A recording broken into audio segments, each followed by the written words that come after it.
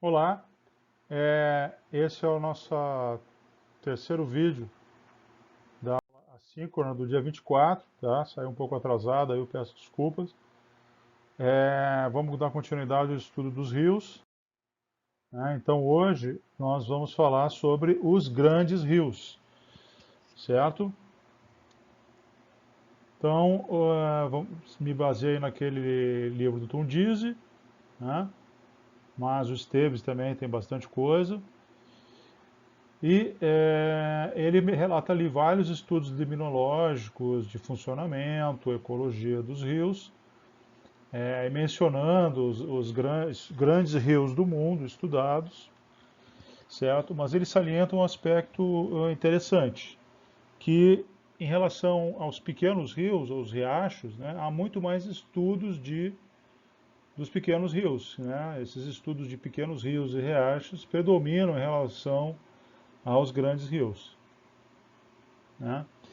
E aí Tundizi menciona os estudos sobre os grandes rios, Rio Nilo, Volga, Níger, Orandival, Volta, Zaire, Zambeze na África, Colorado, Mackenzie na América do Norte, Amazonas, Paraná, Uruguai, Murai Darling na Austrália, Mekong no sudeste da Ásia, que nós vamos falar um pouquinho a respeito dele no final do vídeo.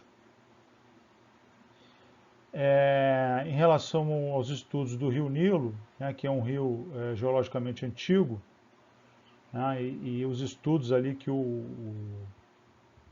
Tundizi menciona, né, relatam afinidades do plâncton desse rio com outros rios do norte da África.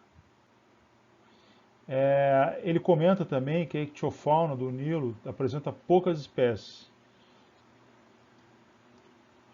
né, e aí o que explicaria essas poucas espécies, né? O Rio Nilo ele sofreu uma série de eventos geológicos, paleoclimáticos, né, que estavam relacionados a alterações das condições climáticas pretéritas, né, e alterações morfológicas do Rio Nilo. Então isso aconteceu algumas vezes, né, na origem, na formação, né, do Rio Nilo.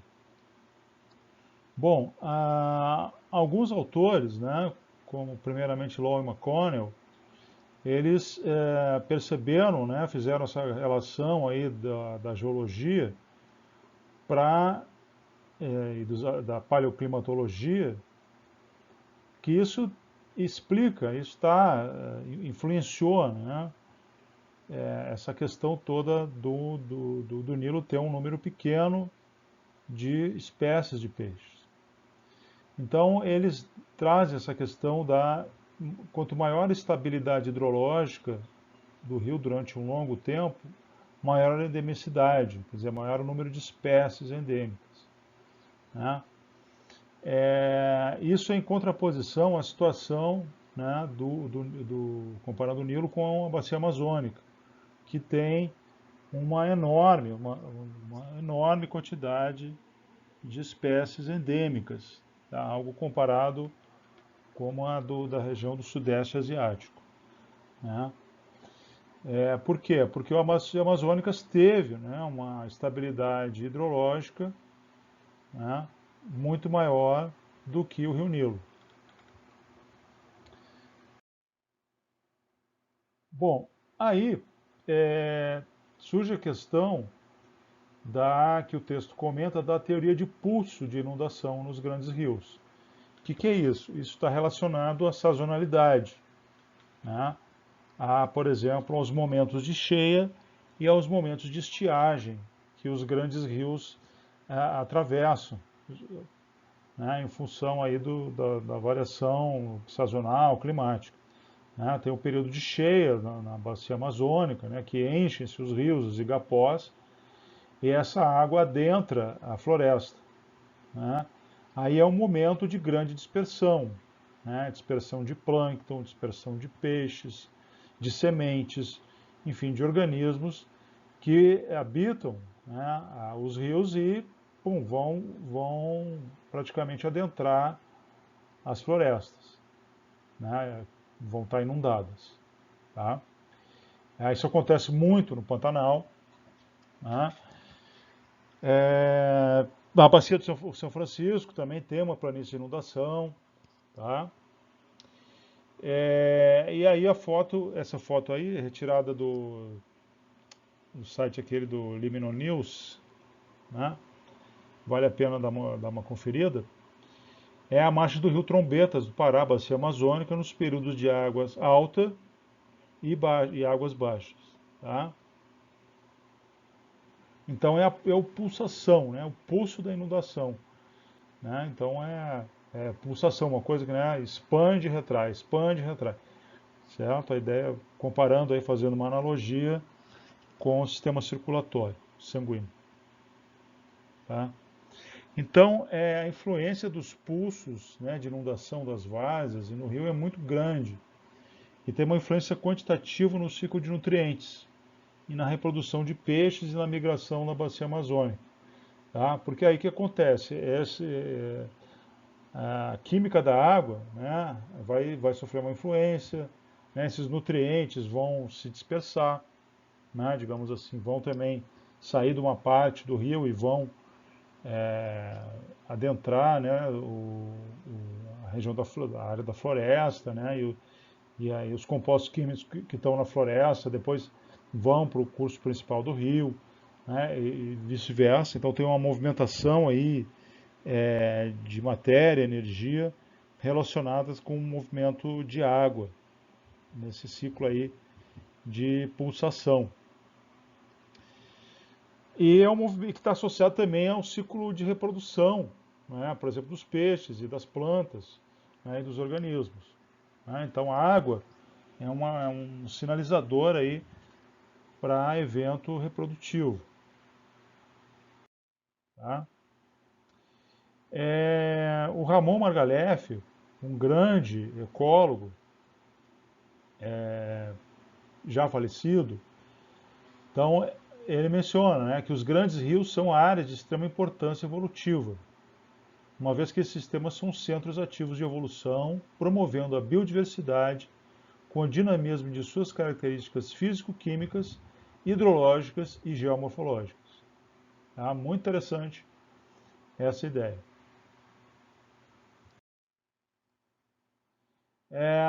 Tundizi, 2008, esse livro que está aí disponível para estudo, né, que eu botei no Classroom, que a gente está usando aí para nosso curso aqui.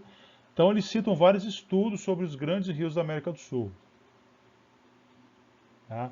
Limnologia, ictiologia, tudo que estudos aí dos rios.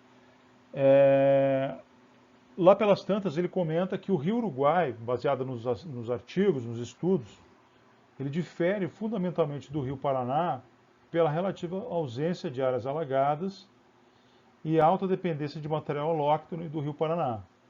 Tá? Então o rio Paraná ele está acima, né, dentro da bacia do Plata, né, em relação ao rio Uruguai. Tá? O rio Uruguai também faz parte da bacia do Prata, mas ele está, digamos assim, abaixo. Ele apresenta essa tabela, assim, vale a pena dar uma olhada, passar os olhos, tá? Opção de ponteiro, laser, tá aqui.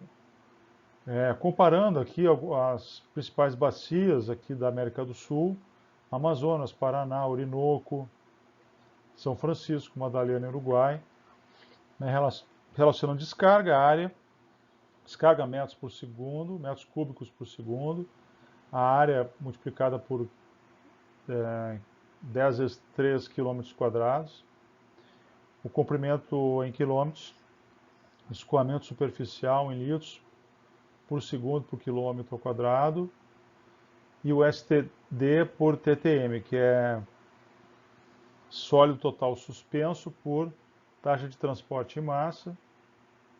E aqui também, a mesma medida,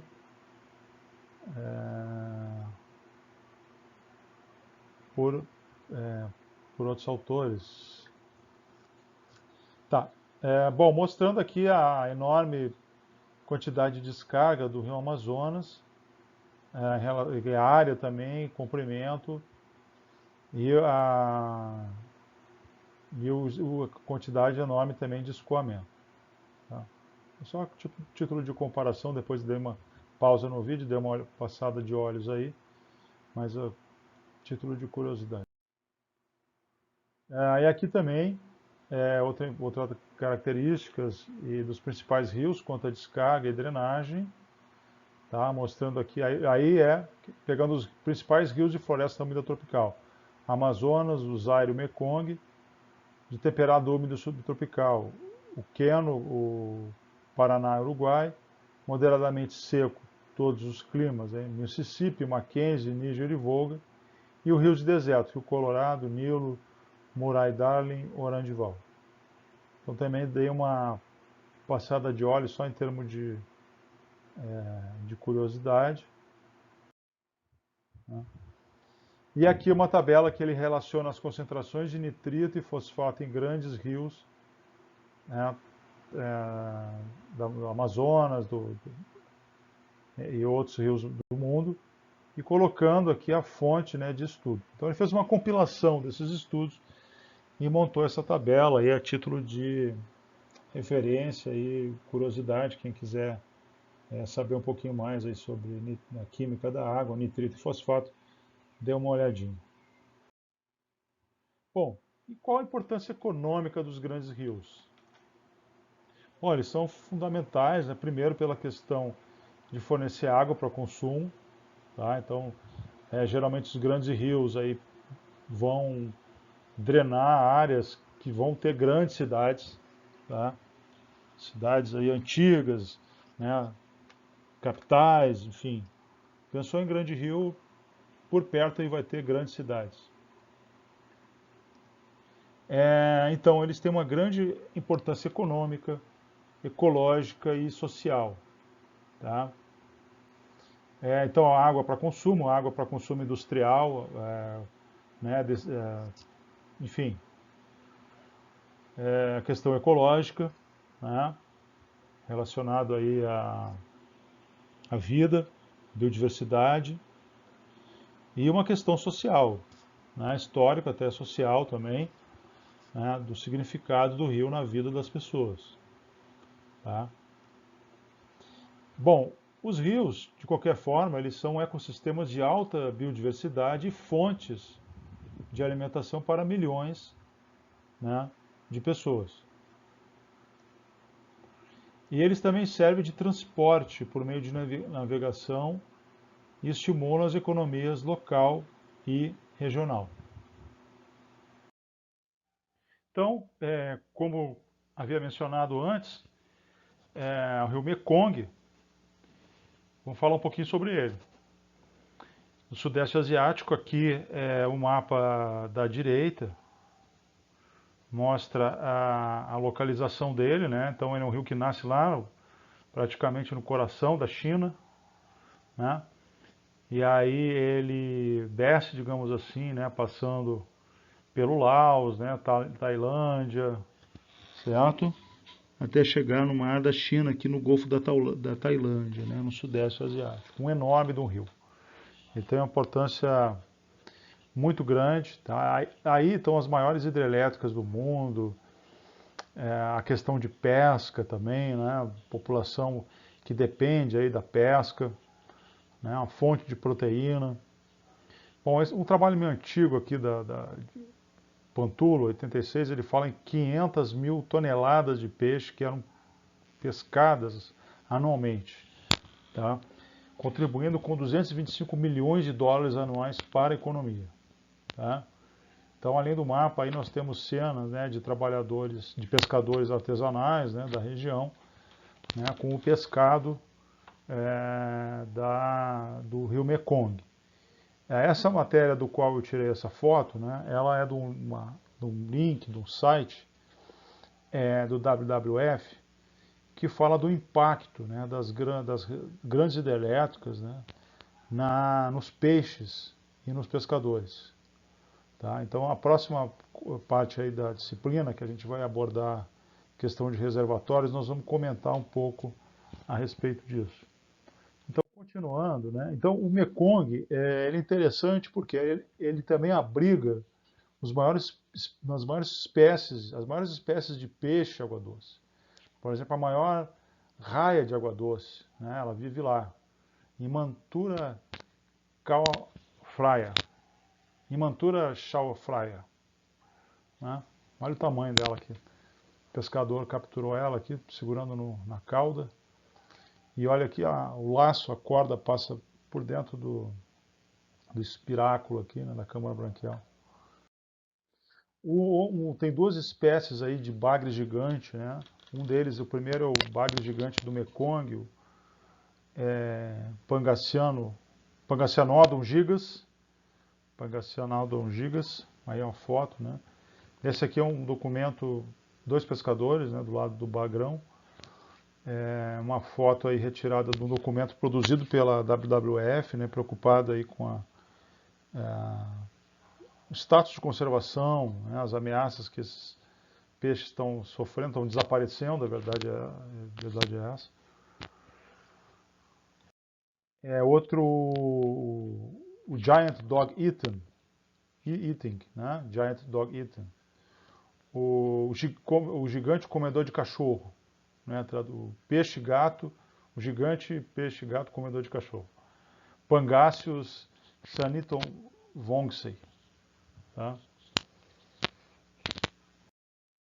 A carpa gigante é de lá também, né? O Catocapio siamensis. Tá?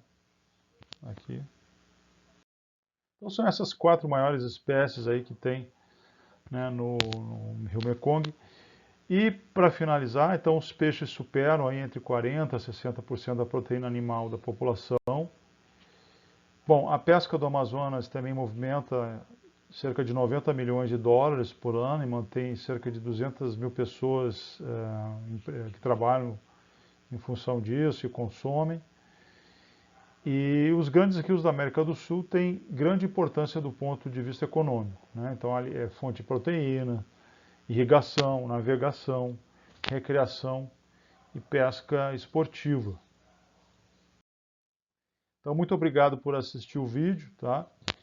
Então, até breve. Não perca a próxima aula, que nós vamos dar continuidade a esse conteúdo e falar mais desses aspectos aí em relação ao Rio Parnaíba. Até mais. Obrigado.